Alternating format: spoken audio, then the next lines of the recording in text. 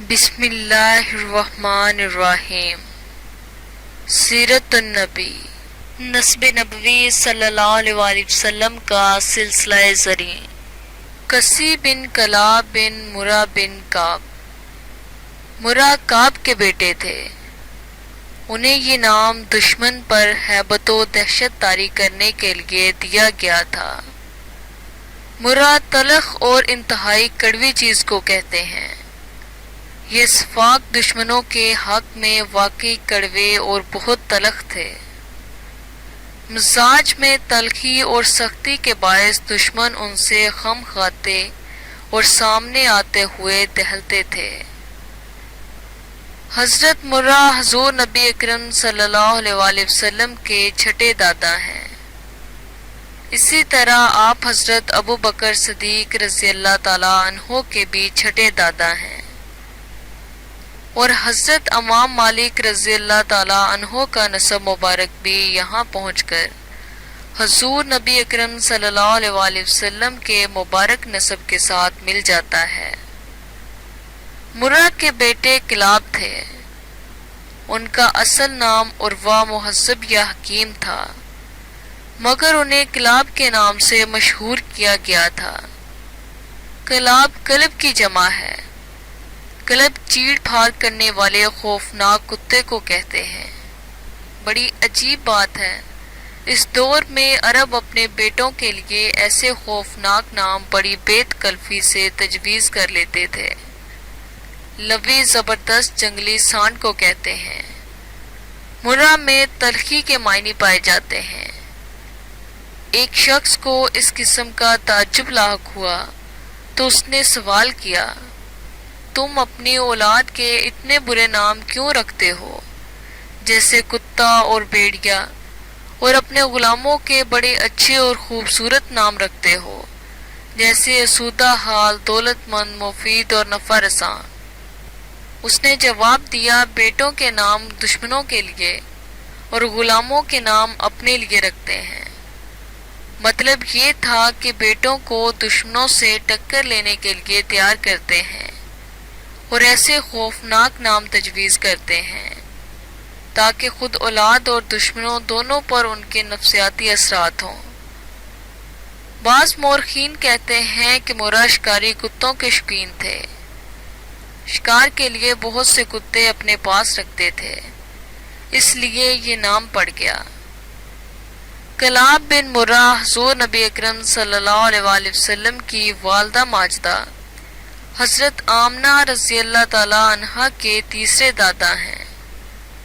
اس طرح یہاں پہنچ کر حضور صلی اللہ علیہ وآلہ وسلم کے والد گرامی حضرت عبداللہ کا نسب اور حضور نبی اکرم صلی اللہ علیہ وآلہ وسلم کی والدہ ماجدہ کا نسب دونوں آپس میں مل جاتے ہیں۔ کلاب کو یہ اعزاز بھی حاصل ہے کہ انہوں نے سب سے پہلے عربی مہینوں کے نام رکھے جو آج تک جاری و ساری ہیں۔ کسی نے بھی باپ ہی کی طرح نام پیدا کیا اور عرب کے طول و عرض میں اپنی عظمت کا پھریرا لہرا دیا، اور قریش کو وہ عزت و شہرت اور اجتماعیت بخشی جو انہیں پہلے حاصل نہیں تھی۔ کسی کے لغوی معنی دور کے ہیں۔ ان کا اصل نام زید تھا۔ جب ان کے والد کلاب کا انتقال ہوا تو ان کی والدہ فاطمہ نے ربیہ بن حرام سے نکاح کر لیا اور انہیں ملک شام لے گیا۔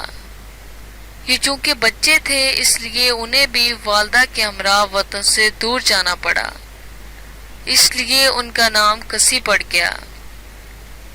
کسی بڑے ہی جہاندیدہ بزرگ اور دانا انسان تھے۔ اپنے پیش رو بزرگوں کی طرح اکثر نور محمدی صلی اللہ علیہ وآلہ وسلم کی آمد اور قرب زمانہ بسط کا ذکر کرتے رہتے تھے اور انہیں اشتیاق دلاتے تھے کہ وہ ذہنی طور پر تیار ہو جائیں۔ جمعہ کے روز اپنی قوم کو جمع کر کے نصیحت کرتے تھے اور حکم دیتے تھے کہ حرم شریف کی تعظیم کریں، اور بتاتے تھے کہ ان قریب ان میں ایک نبی تشریف لانے والے ہیں۔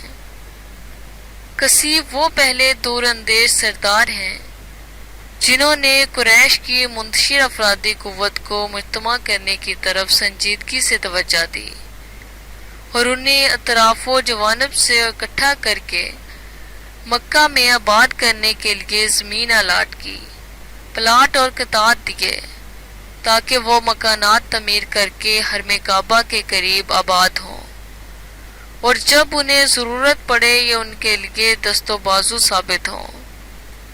ان کی یہ تدبیر کارگر رہی اور قریش کو حرم شریف کی کلیدی اسامیوں پر بالادستی حاصل ہو گئی۔ انہوں نے سیادت کی باغ دوڑ ہاتھ میں لیتے ہی منصوبہ بندی کی، عوام اور حجاج کی ضروریات کا جائزہ لیا، لوگوں کو پیش آمدہ مشکلات کی فہرست تیار کی، پھر ان کے حل کے لیے باقاعدہ رفاہی اور اصلاحی پروگرام واضح کیے۔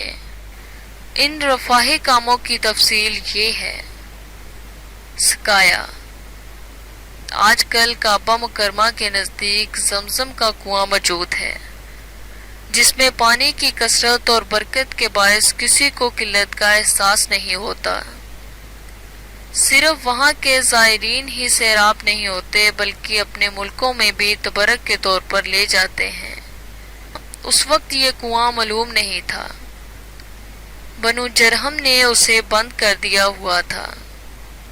کوئی نہیں جانتا تھا کہ زمزم کا کنواں کہاں ہے، اس لیے پانی کی شدید قلت تھی اور حجاج و زائرین کو بے حد تکلیف محسوس ہوتی تھی۔ کسی نے اس تکلیف کو شدت سے محسوس کیا اور وسیع پیمانے پر پانی کے ذخائر کے انتظامات کیے۔ نتیجہ یہ نکلا کہ حجاج کو بے حد سہولت حاصل ہو گئی اور پانی کی قلت اور تنگی کی شکایت جاتی رہی۔ اس انتظام کو سقایا کہتے ہیں۔ نمبر 2، رفادہ۔ حجاج کے لیے کھانے وغیرہ کا بھی کوئی معقول اور ان کے شایان شان انتظام نہیں تھا، جس وجہ سے انہیں بے شمار دشواریوں کا سامنا کرنا پڑتا۔ کسی نے قریش کو جمع کیا اور فرمایا، حجاج و زائرین اللہ تعالیٰ کے مہمان ہیں، یہ لوگ ہر لحاظ سے قابل احترام ہیں۔ یہ انتہائی افسوسناک بات ہے کہ وہ یہاں آ کر طرح طرح کی تکالیف میں مبتلا ہوں اور ہم ان کا تماشا دیکھیں۔ یہ میزبانی کے اصولوں کے منافی ہے اور احترام کے بھی خلاف ہے۔ آپ لوگ یہاں کے معزز مقیم ہیں۔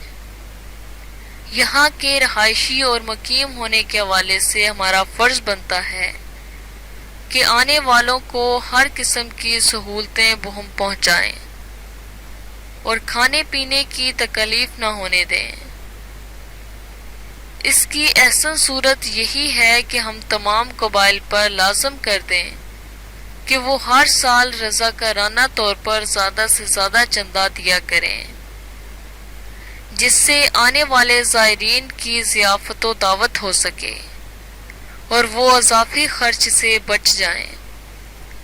تمام لوگوں نے اس تجویز کو پذیرائی بخشی اور اسے بخوشی قبول کیا اور چندہ دینے کی حامی بھری۔ اس طرح حجاج کے لیے مفت کھانے کا انتظام ہونے لگا۔ اس نظام کو رفادہ کہتے ہیں۔ نمبر 3، ندوہ۔ اجتماعی اور قومی نوعیت کی تقریبات کے لیے ان کے پاس کوئی جگہ اور منصوبہ بندی نہیں تھی۔ کسی نے اس کمی اور ضرورت کو پورا کرنے کے لیے لوگوں کو دارالندوہ قائم کرنے کی ضرورت کا احساس دلایا۔ چنانچہ اس مقصد کے لیے ایک عمارت مختص کی گئی، جسے آج کی اصطلاح میں اسمبلی ہال کہہ سکتے ہیں۔ قومی سطح کے فیصلے اور مشورے وہاں ہونے لگے اور انفرادی اور اجتماعی مشکلات کے حل کے لیے لوگ وہاں اپنے مسائل پیش کرنے لگے۔ اس طرح اس عمارت نے عدالت کی حیثیت بھی اختیار کر لی۔ شادی بیاہ کی تقریبات بھی وہاں انجام پذیر ہونے لگیں۔ اس طرح ان کی معاشرتی اور قبائلی زندگی میں اس عمارت کی اہمیت بہت زیادہ بڑھ گئی اور وہ اسے اپنی زندگی کا ناگزیر حصہ سمجھنے لگے۔ اسے ندوہ کہتے ہیں۔ نمبر 4، حجابت۔